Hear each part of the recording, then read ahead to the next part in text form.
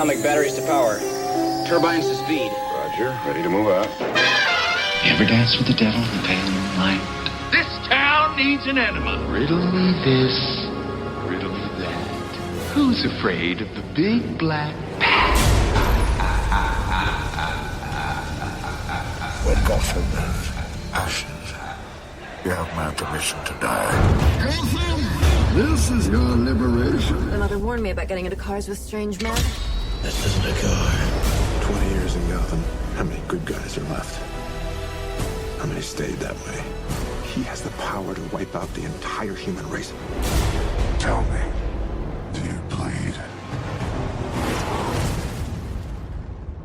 You will. I want you to tell all your friends about me. What are you?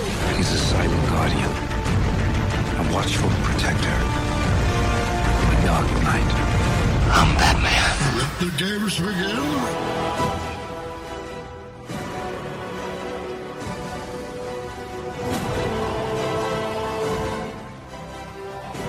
Welcome to the Batman on Film podcast.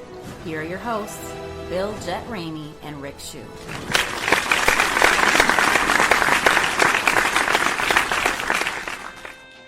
Hey now, welcome to a very special edition of the Batman on Film podcast. I am the host and also the founder of BOF, Bill, Jett, Ramey. Why is it special? Because today, as a guest, we have the director of the Lego Batman movie, Mr. Chris McKay. Check it out. Hey. Hey, good morning or good afternoon. How are you? I'm good. This is Bill. I'm the guy who runs Batman on Film. I've got Ryan Haas with me and Shew, and they're usually my co-host in the podcast. And let me tell you, dude, I saw the film last night, and I wrote my review, and I said it's one of the best Batman things I've ever experienced in my life. And I'm 51, and I've been a Batman fan for as long as I can remember. It was a great movie. I just want to let you know that. Oh, thank you. Thanks very much. Appreciate it. All right. So let me ask you this. There's like tons of Batman stuff in this. I mean, and everything imaginable, film, animation, comics. I mean, it's everything. Probably a lot I missed. What was you have some favorite moments of the stuff you added in, these nods and winks to Batman history? Well, I love, Let's Get Nuts. Yeah. Yeah. As a reference to Jack Nicholson. Yeah. Things like that. I love that. I love atomic batteries to power, turbines to speed. I love, the Falcone construction truck that goes by in the background. I love the fact that we could put Crazy Quilt and Mutant Leader in the same movie.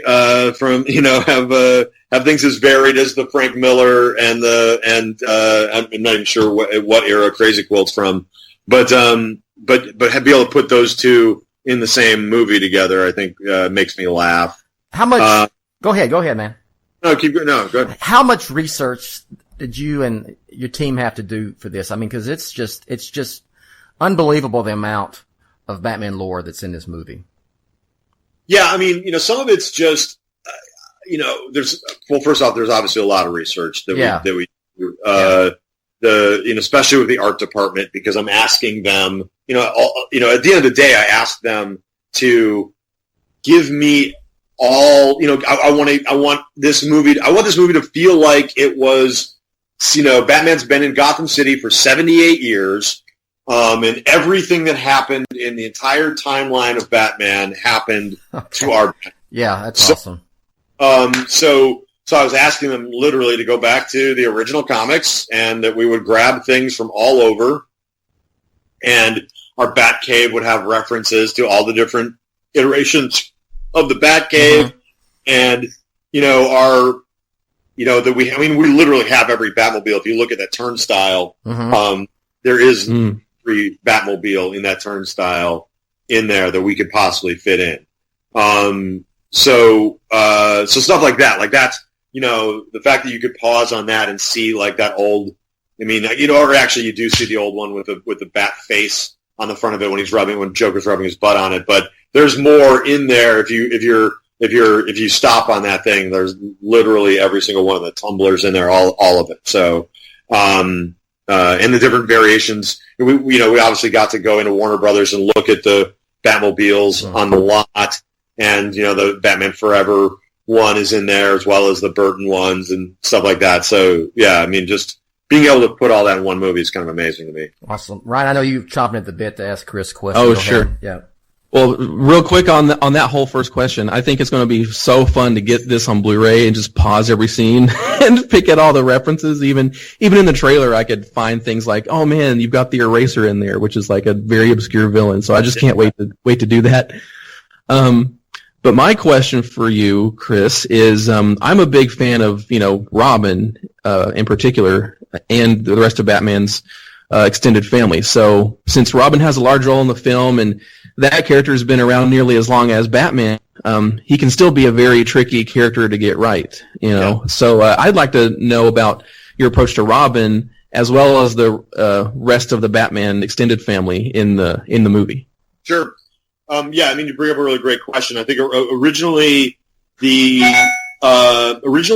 impulse was to sort of like, what if you took like Burt Ward from the 60s show and you put him in Zack Snyder's Batman versus Superman with Ben Affleck, and you put those two guys, or you took Burt Ward and put him in with Frank Miller's Dark Knight character, and those two guys had to work together. So this sort of Book of Mormon kind of super positive, like indefatigable kid next to like the loneliest, darkest, brooding, I mean, for a kid movie, darkest, brooding nihilist you could possibly put in a film, in a kid's film. So that was like why, that it just felt like that conflict was fun. It's like 48 Hours or other movies like that I love, where you're putting these polar opposites together and in conflict, and they're gonna change each other and grow. I mean, obviously that's I pitched the studio, and maybe I don't know if you read other articles, and so if I'm telling you stuff that you've already read, I apologize. No. The way I pitched the studio was, I said I wanted to make Jerry Maguire or About a Boy as directed by Michael Mann with a lot of jokes in it.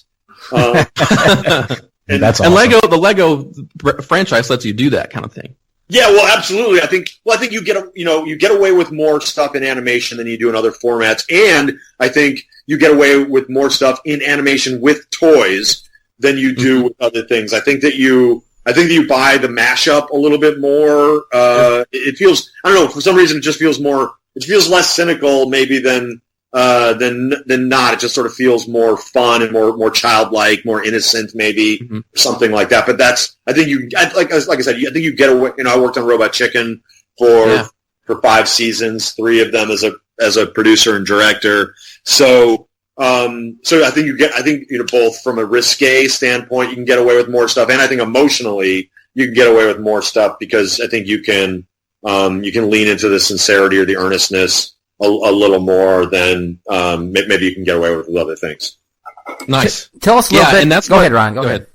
I was just going to say, and that emotional aspect of it, that's something that can just come out of nowhere. Like in the original Lego movie, there's just that emotional gut punch there, and I'm sure you guys will come up with some great stuff in the movie once I see it too. So go ahead, Bill. Yeah, my question is, another member of the Batman family, a little bit different take on Barbara Gordon, but very true to the character. What was the genesis of this particular version of the character?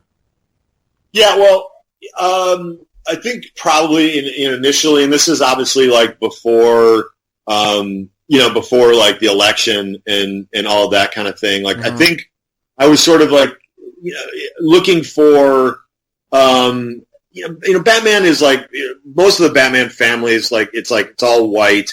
It's all like, it's a sausage fest. You know what I mean? Like you have to look like a long, look like a long way before you find like a really great, and by the way, I've got a Catwoman tattoo. I love Catwoman. But you know what I mean? Like, you have to go a long way to find like a good, like solid female character in the Gotham City family. Obviously, like when Batman teams up with Wonder Woman and all these other things, like there's more. But Batgirl's always been kind of like a side character. No, I mean, I know the modern comics, and unfortunately, I don't keep up as I can only follow like some titles, anymore, just because I'm too busy to like follow up on every single thing that's out there. But like I know that like the modern Batgirl, there's a whole different thing going on, but yeah, just my again, I'm just sort of taking like from a 35,000 feet view. I wanted to do something with Batgirl to make her more of like a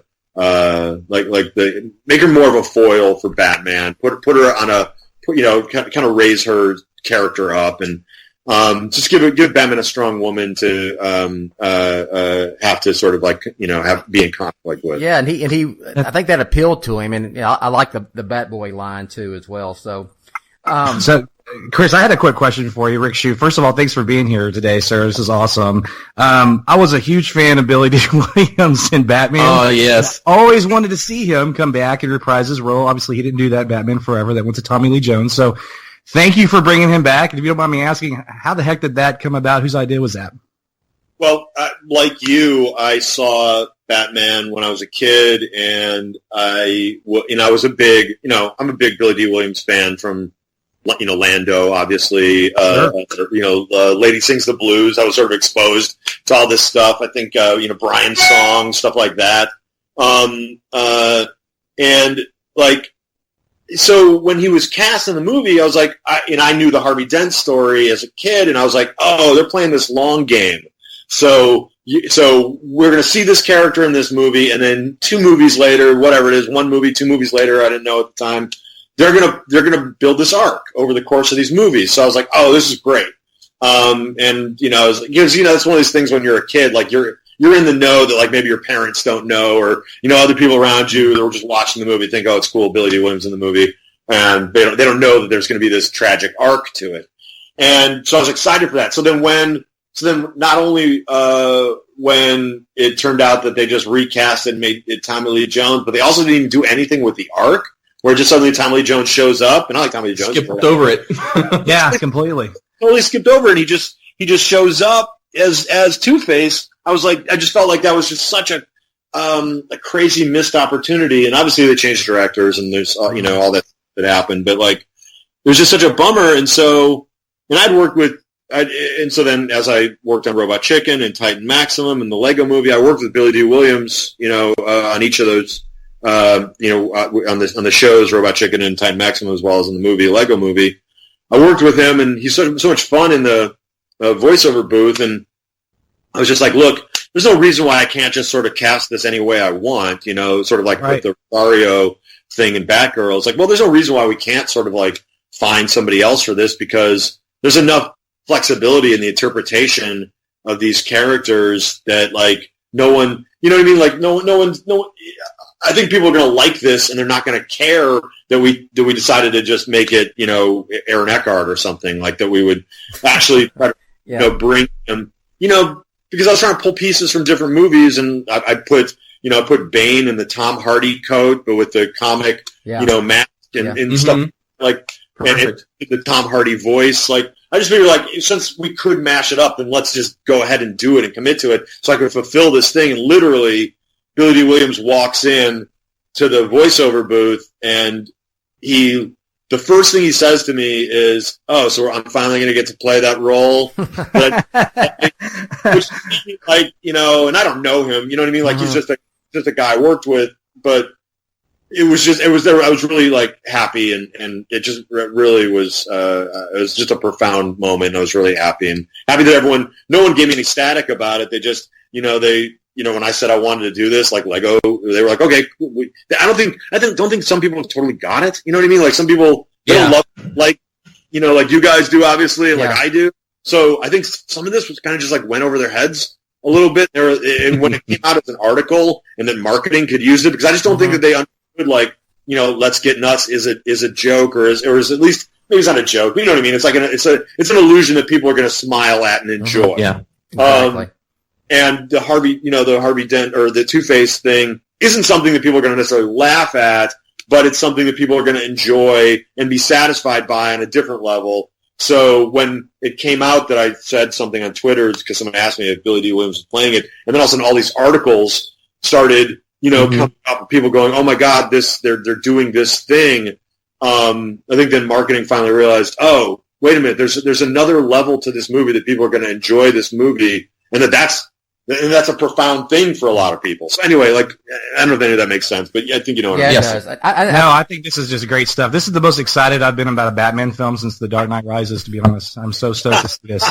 There's one, I know you're probably up against it real quick. I can't not mention the Joker. And I wrote in my review that he was almost like the crazy ex-girlfriend or boyfriend, you know, and he wants a label in that relationship. Yeah, exactly.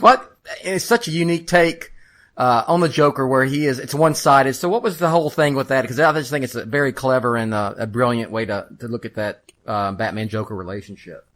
Well, so a lot of animated movies are, when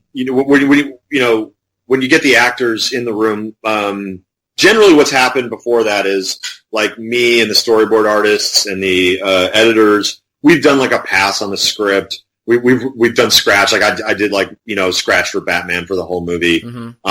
I'll get the editors to be Joker or somebody else, and we'll do a pass on the script. Sometimes we'll improvise things or rewrite stuff or kind of like cut stuff down because sometimes stuff is like, it's overwritten or whatever. But we'll try to find like something funny about the scene or that kind of thing. But then we take all that and we take that and put it on a script, and then usually what happens is you bring the actor in, you put it on a mic, a music stand. There's a stationary mic hanging over them, kind of like probably what you guys are set up for your podcast. And you got to sit there and read the lines, and then then we'll take the lines that actor read one day and the lines an actor read a month ago and edit them together.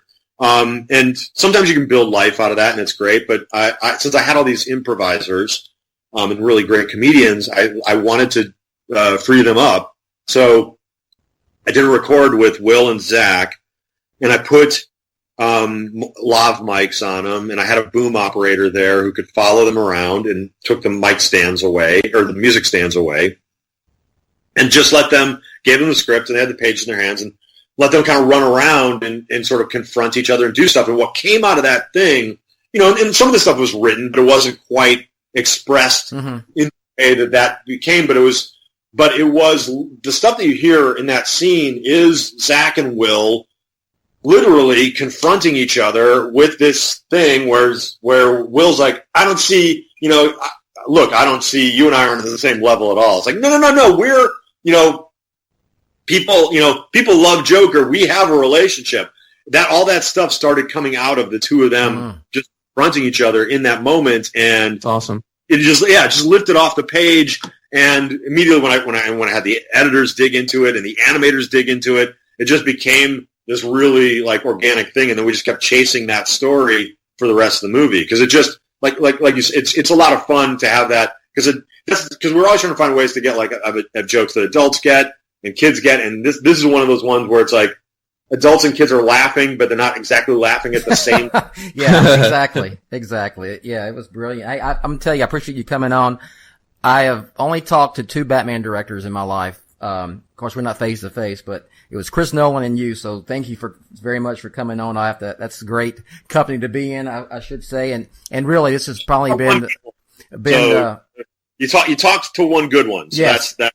Oh, come on. No, when people see this one, it's right up there with Nolan stuff. Trust me very much. We have time for one more or no? Yeah, okay. Absolutely. All right. Ryan? No one's watching the clock right now, so let's just keep going. Yeah, well, our pal Justin wanted us to ask this question. I saw you on Twitter a little while ago talking about the DC Extended Universe, and I was just wanting to get your thoughts on that in terms of directing and what you think about those movies. Yeah, it's so hard because it's when you're. I get invited into, and some stuff I probably can't say, but there's things that I get invited into to work on. Like I invited filmmakers to come in and critique this movie. Mm-hmm. To people that or even like comedians or whatever. To sort of sit down because you're always trying to solve. Especially because we made this movie so fast. Like we made this movie we turned around in basically less than 2.5 years. Yeah. You got fast tracked, right? Yeah, super fast track. Our release is supposed to be May, so I should have had 3 more months to work on this movie. Wow. Alone the fact that we started with no script, we started with just a treatment that the studio liked, and they were so obviously hungry. I mean, the minute that it was like Batman and Lego in a sandwich, they were just like, their eyes just went, okay, let's make that movie.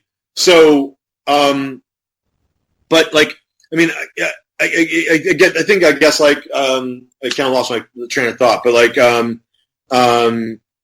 what was it? We were just talking about. What were we saying? We were saying. Just your thoughts on the DC extended universe. Yeah. DC. So like, I'm invited in to talk about like other people's movies all the time, and when you're in like a writer's room like that, because even if you're an editorial, it's sort of like a writer's room where you're just kind of like looking at a patient on the table. It's very easy to sit there and go, well, this is what I would do. And that's kind of how everyone, it's like, okay, well, you know, the end of the movie doesn't work, so I would do this. Or I don't care about this character, I don't follow this thing, so this is what I would do. So it's tough because I try to go see movies as a fan, and sometimes you can do that and you get swept up in stuff. And then there's other times where you're just like, oh, I want to pick apart, you know, I wish I was in charge of that thing, because here's what I would do. Plus, because I fucking love these characters. I don't know if we can swear on the podcast, so I apologize. No, that's okay. No, we're rated R here. And yeah, especially making a kids movie too. I'm constantly having to check myself. Not the way, you know, because normally, you know, when I'm working, it's like it's every other word. But yeah, you know what I mean? Like, so when you sit there and you go, I love Superman. Like, I think I'm a huge, Richard Donner's Superman was a big movie for me. The Tim Burton Batman movie was a big movie for me. I think Christopher Nolan's Dark Knight trilogy is, you know, there's obviously famous movie trilogies, and you can argue whether, you know, obviously most people really like The Dark Knight, but there's people who don't get Batman Begins or don't care about, you know, Dark Knight Rises, but I would favorite one. What's that? Go ahead. Rises is my favorite one. Yeah. And my dad, before my dad died, the thing he used to watch, and he's not a movie. He's not, you know, he and I don't come from the same. You know, I grew up in the Midwest in you know, suburb of Chicago. He's not a movie guy, any of that stuff. But he watched the last 40 minutes of Dark Knight Rises over and over and over again. Wow. Because he loved how, you know, from Bruce Wayne getting out of that thing to getting, you know, to hooking up with Catwoman and Joseph Gordon-Levitt and all this stuff that happens. Brilliant. Yes. Yes. It's so exciting, so well edited and crafted, and all the things going on, and you know, trying to find the bomb, and you know, Talia, and just, you know, like all that stuff. Like, but he watched that over and over and over again because it was just so thrilling for him, and all the jokes and stuff. You know, like because there are humorous asides in that movie. People say the Nolan movies are really serious, but yeah. Humor. He knows how to use that gear, and there's humor in all of those movies. It's just one of the gears that he uses to keep you invested in the film. And I think that trilogy is kind of like a perfect trilogy, because there's stuff that's set up in Batman Begins, you like it or not, you know, that pays off in the end in Dark Knight Rises, and so it's kind of a perfect series of movies, even if you don't like each, you know, if you find stuff you don't like in each one of them, whatever, but like you watch them as a whole, they kind of all work together. Yeah, they come full circle, and you know, the scene where he escapes the prison, in my personal opinion, I think that's the best scene out of all three of those films, and perhaps so powerful. Batman in cinema to date. Yeah. That's killer. It's crazy. I mean, I'm getting like, as you said that, I'm getting chills. It's just the music, the chanting. It's just so amazing. I just one last quick question for you, if you don't mind. The versatility of Batman is just second to none, right? As much as I love so many other characters, I just don't see other characters coexisting, like with Batman versus Superman, your Lego movie, the Adam West cartoon revival. What, in your view, as a fan, what is that? What's that magic about Batman that he can do that in 2017 and all of it works? It's all relevant and it's all good. How does that? No, we can't do that with any other characters, I don't think. Because he's, you know, because any of us could be Batman. He's us, or he's what we could be. If you studied karate and studied, science and forensics and things like that, and put your 10,000 hours in, you could be, you could do that thing. There's a guy in New Orleans who was a rich guy who took over the policing down in Bourbon Street. There's an article about it from a couple years ago where they have almost like an Uber for policing, in New Orleans. You could do that. You could do that kind of thing with your life. So he could be any of us. So he's super aspirational. That's why we love him. He's also got a great tragic backstory. And I think that's why, because, it's tough to do the alien from another planet thing, or I got bit by a radioactive, all of that stuff, and not have it be a certain kind of movie. But that's why I think Batman is so flexible, because you can do Adam West, you can do Ben Affleck or Christian Bale, you can do, it's just, it stands it is entirely flexible, because and that's why Sherlock Holmes is flexible. I think you can do all these different interpretations of it, because we could all aspire to be that, because it's just studying, putting the time in. It's all of that things. It's all the things we want to believe about ourselves. That's a great analogy. Yeah, the will to act, I guess, as they would say in Batman Begins. All right, Chris, listen, don't go off making any DCEU films, because I need more Lego Batman in my life after this movie.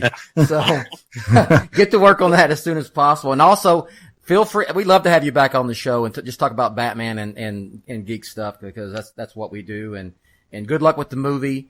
I'm gonna see. We're having a big party Saturday, Batman on Film party. Invited folks, seeing it in IMAX, and got my Lego Batman shirt. I'm ready to roll. So yeah, I'm driving 4 hours from Dallas to Houston to make the BOF party, and we're so excited to see the film, man. I can't wait. Yeah, I got to see it in IMAX, because we watched it in IMAX last night. Yeah. And it looks, I'd seen it, we had sort of approved it before, but it looks so good in IMAX. And if you don't like if you don't like 3D in stereo, and and because I think the 3D is it's a different experience watching it in 3D, a really great experience. But if you don't like that sort of thing, IMAX is the next best thing, because you'll see so much in the IMAX movie that you didn't see before, and the sound is so clear. So a lot of the jokes that fly by in other places, because the room isn't, the sound doesn't pop. You'll get a lot more, and you'll see a lot more. Yeah, we're seeing the IMAX one Saturday night. So excited again. You're welcome back anytime. I'll send you my review. Good luck with the junket and all that stuff. And again, appreciate you coming on, man. Yeah, great. It's great talking to you guys. Thanks. And my brother lives in San Antonio, so if I'm ever anywhere near any of you guys, we'll get together. And I'll hey, you do that, and please, and you guys drive just a few, 25, 30 minutes north, and let's hook up in Austin, and we'll have a really good time. That's true. All right. That's awesome. All right. Thank you so much. Thank you. Take care. Guys, bye. All right. I don't know about you two, but that was flipping awesome. That was, first of all, what a class act to come on and chat with us. And also, he was so contagious, man. That's the only thing I guess the best. His energy and his passion. I'm gonna hold him to hooking up. We gotta hook up with him down in Austin, man, or San Antonio for that matter. And I love to sit around and drink beer with him and talk Batman. What a cool guy. That was. Hey, and by the way, Ryan, getting him excited about Rises. Oh yeah, that was awesome. Now that was so great, and he's like, I got chills. We're talking about him coming out of the pit. All you Rises haters, take that. Take that. Take it. And you know what? The Lego Batman director loves it, and it was his late father, rest his soul's favorite film. That's what a great story that was, right? And compare that when we talked about that whole thing in our Batman Day podcast, and it was great to hear that from a Batman director too. Just it does give me chills too. Well, let me tell you guys, I saw it, just a mini review for you two. I'm not kidding. When I say something about Batman, I'm very serious. It was one of the best Batman experiences I've ever had in my life as a Batman fan. Can't wait. It's a love letter to Batman. and I don't want to say too much because I wrote some good. I thought I did, was writing some clever stuff in my review, but it's just, it just doesn't, not once does it make fun of Batman. It really is. The tone is the right tone for it, right? It's everything. It's everything that's Batman is in that thing. And I'm serious. To hell with the DCU with him. I want him to stay on. Let's get on another Lego Batman movie quickly, because there's just so much you can do with this. And, it was fun. It was fun, and it made me feel good about Batman again. I think this movie's going to make everyone, the general audience and Batman fans too, feel good about Batman again, and by God, we need that right now. I mean, honestly, I'm not trying. That's not hyperbole. I'm being honest. That's kind of where I was going with that question. I didn't want to say that. I mean, he is still he can't say anything negative about BVS. That wouldn't be appropriate. Yeah. And you know what? He may not have anything negative to say about it anyway. He may love it. But I just wanted to hear, ask it for Justin, and I just wanted to hear his process and just his thoughts. What he could say is just always fascinating to me. I didn't want to cut you off, Rick, but I thought the whole thing about coming in and with other filmmakers and giving their opinion, I would do this or that. I thought that's something I've never thought about or heard before. I thought it was just very even in the editing. Yeah, exactly. The editing is like get people's thoughts. Yeah. Yeah, that was. I want to send him my Chris Nolan op-ed. Send it to me and I'll forward it to him. So that'd be cool. He might enjoy that. But listen, I tell you what, I'm more excited to see this film now than I was. See it today, Rick? No, I'm not. I'm going to wait to see it for the first time with Bill on Saturday. In fact, but that's a lie. Again, he'll back to him, he'll get the itch so bad Friday night he won't be able to stand it. No. And he'll I've got to watch it. I'm going to be in one of my clients' restaurants on Friday. All right. So that's I'm going to see it. I'm going to see it Thursday in IMAX. Awesome. That won't happen. But I'm just more excited to see it because when you hear the passion of yes. You're like, man, I gotta support whatever the hell this person is doing. And then the fact that it just happens to be Batman, that's ridiculous. Ridiculous in a great way. Yeah. Yeah, all the energy that he has on like Twitter, just talking about Batman, talking about the character, like that totally translated here in person for sure. And that's great just to get to talk to him and get his thoughts on the whole process. And I love that Two-Face question too. That was a great thing to bring up. I was going to ask him that next. So I'm glad Rick jumped in because that's where I was going. And I don't think you could. I guess it's because it's just me. But could you have made it any other Two-Face but Billy Dee Williams? I mean, even though he never was Two-Face, the sarcasm, the cleverness, and just the awesomeness of that is just I can't. It's genius. Yeah, it is. Exactly. It's genius. Yeah. And it shows that they give a shit about the history of the character and to make things right. It's so good. You know, Bill, when you and I talked this morning, and you can't give away much about the film right now, but you just said this is the ultimate love letter to Batman. Yes. You know, you said that to me on the phone today, and I thought, man, that's a great way to put it. I can't wait to see what you mean by that. I get it. I haven't seen it, and I already get it. After talking to him, I get it. That's what I was hoping watching it. So to hear that from Bill is so good. Well, I can't wait for us and Justin to get together and do our Lego Batman podcast, and that's going to be a lot of fun. And man, I'm just almost speechless right now. I'm speechless. That was just a good time. I hope it fired people up because right now after seeing it, I'm excited for other people to see it, and I want it to do really, really good. And I hope this podcast, comes across as that. It's, hey, go see it. Go see it as soon as possible. Don't wait for the Blu-ray. Don't wait for home video. Go see this. He said IMAX, so and IMAX. Yes, we are seeing it. Yes. Yeah, let's support the hell out of this film and then pray for better days to come for the live action Batman films. All you know what I mean? Great way to go out there, Rick. So for Ryan and Rick, I'm Bill. I guess announcer Rachel will take us out, and we'll catch you next time, which is going to be really soon. Bye. Thanks for listening to the Batman on Film podcast, a proud member and sponsor of the Batman Podcast Network, BatmanPodcastNetwork.com. You can listen to the podcast via iTunes, Google Play Music, Stitcher, Spreaker, and wherever good podcasts like this one can be found. Follow Jett on Twitter at Batman on Film and on the BOF Facebook fan page at facebook.com/Jett.BatmanOnFilm. Email Jett via Jett@Batman-on-Film.com. Follow Rick on Twitter at Shew Rick and on Facebook at Facebook.com/BOF Shew. For Jett, Rick, the BOF Roundtablers, Justin, and Ryan, I'm announcer Rachel. Thank you and good night.